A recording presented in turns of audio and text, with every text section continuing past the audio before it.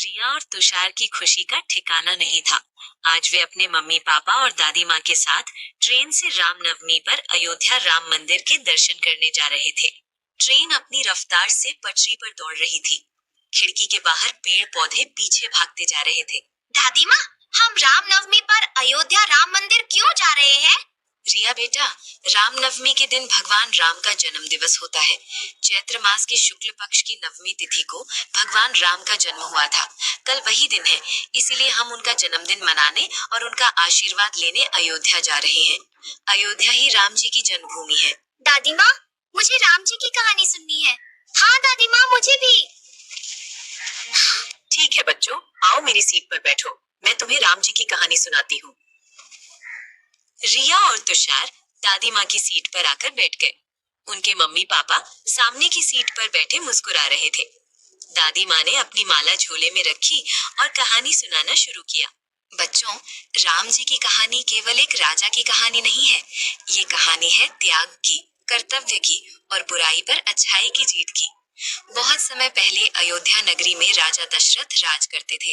उनकी 3 रानियां थी, कौशल्या, कैकई और सुमित्रा।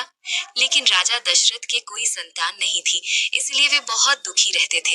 एक दिन उन्होंने एक बहुत बड़ा यज्ञ करवाया।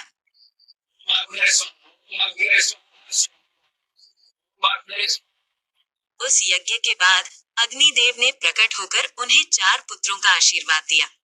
कुछ समय बाद महल में खुशियों की घंटियां बजने लगी।